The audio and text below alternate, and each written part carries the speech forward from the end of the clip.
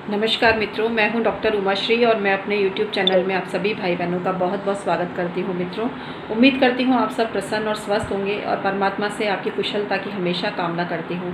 आज मैं आपको बताने जा रही हूं नहाने से संबंधित कुछ ऐसी बातें जो शायद आपको ध्यान में नहीं रहती हों और जिनको आत्मसात करके आप अपने जीवन में उन्नति के मार्ग को प्रशस्त कर सकते हैं। इसके अलावा आपके बाथरूम के कुछ खास दोषों को भी बताऊँगी मैं, और इसके अलावा अंडरगारमेंट किसको धोने चाहिए ये भी मैं आपको बताऊँगी। तो उम्मीद करती हूँ आज का वीडियो आपके लिए उपयोगी साबित होगा। मित्रों, बाथरूम में जब आप स्नान करते हैं तो सबसे पहली चीज़ है आपका जो मुख है पूरब या उत्तर दिशा की तरफ हो। स्नान करते समय आप व्यर्थ का चिंतन ना करें। उस समय आप चाहें तो अपने परमात्मा का, अपने इष्ट देव का चिंतन कर सकते हैं। स्नान करते समय अधिक तेज आवाज़ में गाना नहीं गाना चाहिए। यदि गुनगुनाना ही है तो एक मंत्र है जो कि स्नान के दौरान आप जप सकते हैं। ये मैं अपनी नेक्स्ट वीडियो में आपको ज़रूर दूंगी।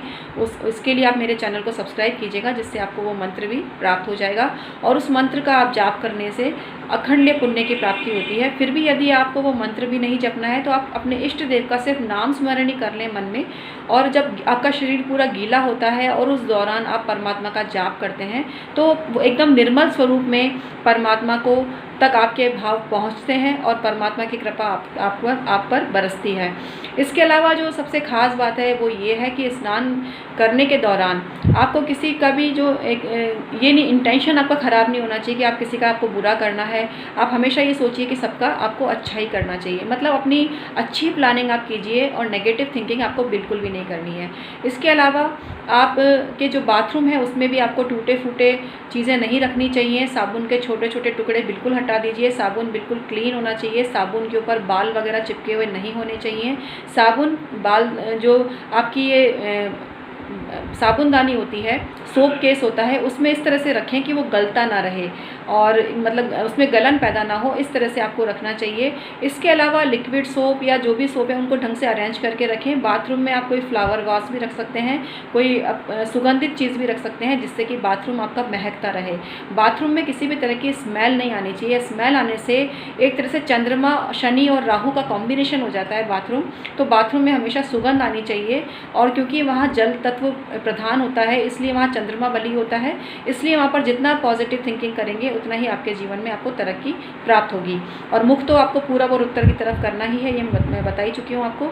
इसके अलावा अंडरगारमेंट अगर क्योंकि हमने बहुत से लोगों से हमारी बात हुई है और होती रहती है और बहुत सी महिलाएं हमसे बातचीत करती हैं इस बारे में, तो इसीलिए वो चीज़ हम आपसे शेयर कर रहे हैं कि अगर कुछ ऐसी महिलाएं हैं जिनके अंडरगारमेंट उनके पति धोते हैं, रियली आप मानेंगे, आप हंसेंगे लेकिन ऐसा होता है, और लेकिन उनका जो दाम्पत्य जीवन है वो काफ़ी परेशानी वाला होता हुआ देखा गया है। ज़्यादातर मैंने देखा है ऐसी महिलाएं, क्योंकि कुछ महिलाओं से बात हुई थी, वो उनके हस्बैंड की रियल वाइफ नहीं होती हैं, वो ऐसे रखी हुई औरतें भी होती हैं। रखी हुई औरत से मतलब मैं कोई गलत शब्द काम में नहीं ले रही हूँ, लेकिन कुल मिला के मैं ये कहना चाह रही हूँ कि एक पत्नी के होते हुए भी ऐसी स्त्रियाँ एज ए वाइफ ऐसे आदमियों के साथ रहती हैं। और 4-5 ऐसी औरतों से हमने जब उनकी इन आदतों के बारे में पूछा तो उन्होंने यही बताया कि वो 11 से 12 बजे तो सोकर उठती हैं और उनके जो अंडरगारमेंट हैं वो भी उनके पति धोते हैं, चाहे मशीन में धोएं चाहे कैसे भी धोएं।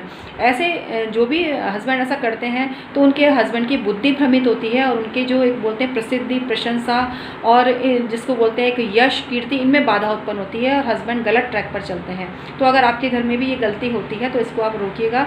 इसके अलावा पत्नियों को भी ये चाहिए कि वो अपने अंडरगारमेंट स्वयं नहाने के बाद धोएं। मशीन में भी अगर धोती हैं तो स्वयं ही धोएं। पति के हाथों अपने अंडरगारमेंट भूल कर भी ना धुलवाएं। पति के अंडरगारमेंट अगर पत्नी धोती है तो उससे पति की समृद्धि होती है, पति पत्नी का आपस में विश्वास बढ़ता है और उनके संबंध बहुत प्रगाढ़ होते हैं, जिसके बीच किसी तीसरे की दस्तक भूल कर भी नहीं हो सकती है। तो ये भी एक बहुत बड़ा टोटका समझ लीजिए आप कि अगर हस्बैंड स्वयं अपने अंडरगारमेंट धोते हैं तो पत्नियाँ उनके अंडरगारमेंट धोएं। इससे उनके संबंध और मजबूत होंगे, आपस का जो गिला शिकवा है वो दूर होगा और विश्वास बढ़ेगा। इसमें समय ज़रूर लग सकता है लेकिन इसके परिणाम अच्छे ही मिलेंगे। इसके अलावा जो महिलाएं पीरियड्स में होती, कई बार हमने ये चीज़ भी देखी है कई लोगों की, कई महिलाओं की, तो अंडरगारमेंट कई दिन से मतलब जैसे एक दिन पीरियड में हुई तो अगले दिन धोती हैं और 2-2 3-3 पैंटी वगैरह अंडरगारमेंट एक साथ रखती हैं, तो इससे भी समृद्धि नष्ट होती है और ऐसी महिलाओं के जीवन में काफ़ी संघर्ष होता हुआ देखा गया है। उनका दाम्पत्य जीवन भी बहुत क्लेशमय होता है। तो अगर ऐसी स्थिति है तो इसको भी तुरंत दूर करें। अनमैरिड लड़कियाँ भी अगर ऐसा करती हैं तो उनको सुयोग्य जीवन साथी मिलने में बहुत दिक्कत आती है, और अगर उनको मनमाफिक जीवन साथी नहीं मिलता, और कई बार ऐसी लड़कियों की शादी डाइवोर्सी से या फिर जिसको बोलते हैं विडोअर से होती हुई देखी गई है। तो ये आदत है, तुरंत इस आदत को बदल दीजिए, ये बहुत ही गलत आदत है। और पुरुष भी ऐसा ना करें, पुरुष भी अपने अंडरगारमेंट या तो स्वयं धोएं, और जैसे कि अगर कोई सर्वेंट आती है, धोबन आती है, तो बाकी कपड़े उससे धुलवा लें, लेकिन अपने अंडरगारमेंट कभी भी किसी जिसको बोलते हैं कि मेड वगैरह से नहीं धुलवाने चाहिए। हम इसके सख्त हम अपने ज्योतिषीय विश्लेषण की दृष्टि से बता रहे हैं, बाकी आपकी इच्छा, अगर आपको उचित लगता है तो आप जो आपको सही लगता है फॉलो कीजिए, क्योंकि हम बाध्य नहीं कर रहे हैं, हम सिर्फ यहाँ पर जो सही है और हमारा जो ज्योतिषीय विश्लेषण कहता है वही आपसे यहाँ पर शेयर कर रहे हैं। इसके अलावा बाथरूम में जो भी आपकी बाल्टी और मग है वो मैचिंग के होने चाहिए, साबुनदानी साबुत होनी चाहिए, टूटा फूटा सामान नहीं होना चाहिए। बाथरूम का जो डोरमेट है कभी गीला नहीं होना चाहिए। अब गीला तो हो गई, इसका यहाँ तात्पर्य यह है कि जैसे गीला हो उसको सुखाने के लिए रख दीजिए, दूसरा डोरमेट रख दीजिए, 2 डोरमेट रखिए बाथरूम में। तो इसलिए सूखा डोरमेट ही वहाँ पर रखिए। बाथरूम में से किसी प्रकार की स्मेल नहीं आनी चाहिए, वो बहुत ही ग्रहों को ख़राब करती है।